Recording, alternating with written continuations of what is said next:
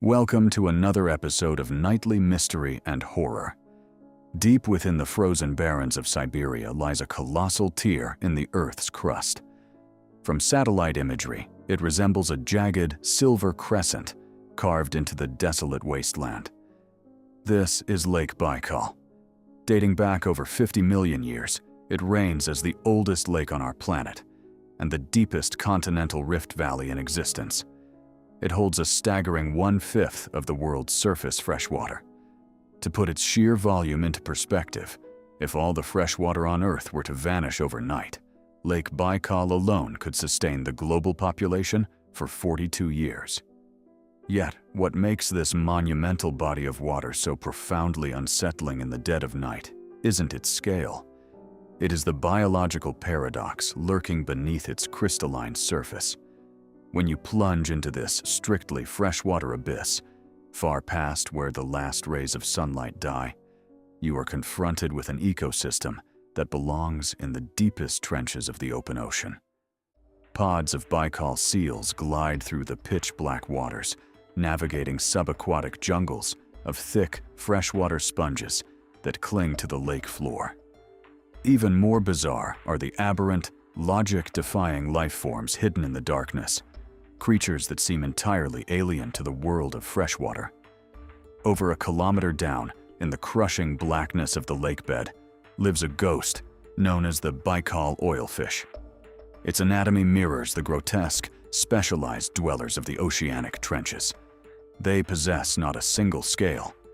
Their flesh is entirely translucent, allowing you to stare directly through their skin at their internal organs and skeletal frame. Because their bodies are composed of more than 1/3 pure fat, they are bound to the icy pressure of the deep. If dragged to the surface and exposed to the heat and sun, their bodies undergo a horrific transformation. The lipids liquefy and weep from their skin, causing the entire fish to warp and melt away like a candle, leaving behind nothing but a pool of oil and a scattered heap of bones. Stranger still, they defy the fundamental laws of freshwater fish. They do not lay eggs. Instead, much like deep-sea sharks, they give birth to live, fully formed offspring directly into the abyss. Crawling alongside them through the dark are giant armored amphipods. In typical rivers and lakes, these shrimp-like scud bugs are microscopic, barely measuring a few millimeters. But in the midnight depths of Baikal, they are massive, bristling with jagged spines, looking like miniature xenomorphs straight out of a sci-fi nightmare. They swarm in packs through the sponge forests, acting as the cleanup crew for this inland trench. In basic biology, the barrier between saltwater and freshwater is an evolutionary iron curtain. So how did this landlocked chasm manage to perfectly clone a marine ecosystem? Seeking an answer, 20th century scientists proposed a hypothesis that seemed airtight. Soviet geologists theorized that during the Jurassic period, this region was covered by a vast, prehistoric ocean known as the Trans-Baikal Sea. When violent tectonic shifts caused the sea to recede, a massive landlocked puddle was left behind. Over millions of years, torrential rains and hundreds of rushing rivers diluted the saltwater into fresh. The marine life stranded within had no choice but to endure a brutal, agonizing adaptation to their new environment. For decades, this theory was gospel, printed unchallenged in textbooks worldwide. Then, in the early 1950s, a series of deep-core drilling expeditions shattered the illusion. When geologists pulled the ancient rock cores up from the lake bed, they were stunned. The geological strata beneath Baikal contained absolutely zero marine sediment from the Mesozoic era. Instead, it was entirely composed of continental, land-based sedimentary rock. The physical evidence was undeniable.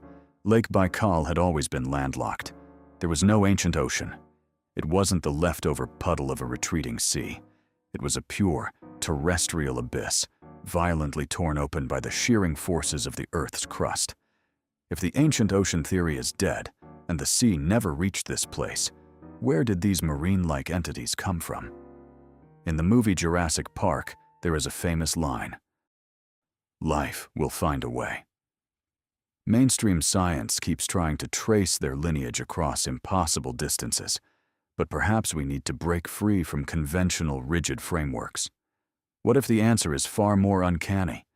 What if these creatures, including the enigmatic Baikal seal, never migrated from anywhere? What if they are, and have always been, the original inhabitants of this ancient rift?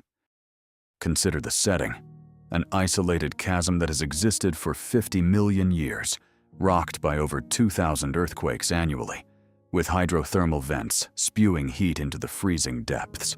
In a crucible that extreme, the laws of nature bend. Perhaps when the Earth tore this abyss open, it created a pocket universe. These creatures didn't need to copy the ocean, nor did they need to cross continents to get here. Over millions of years of total isolation, the unique, high-pressure environment of this deep lake may have held the raw power to forge its own marine life from scratch.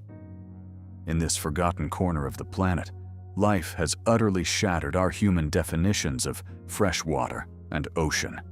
Nature doesn't need external blueprints. Life itself is the eternal master of this dark abyss.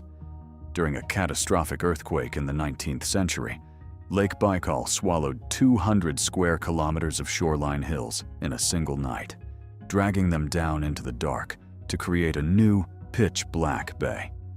It was a grim reminder of the lake's volatile, unyielding power. By day, tourists marvel at its pristine, mirror-like surface. But who could guess that beneath that tranquil facade lies a parallel, primordial world, ticking away in the crushing darkness? That wraps up tonight's mystery. Faced with the baffling abyss of Lake Baikal, what do you choose to believe? Are these creatures the result of an impossible, undiscovered migration? Or are they a localized miracle? Something ancient and strange born right there in the dark? Leave your thoughts in the comments below, and let's unravel this together. Sleep well tonight.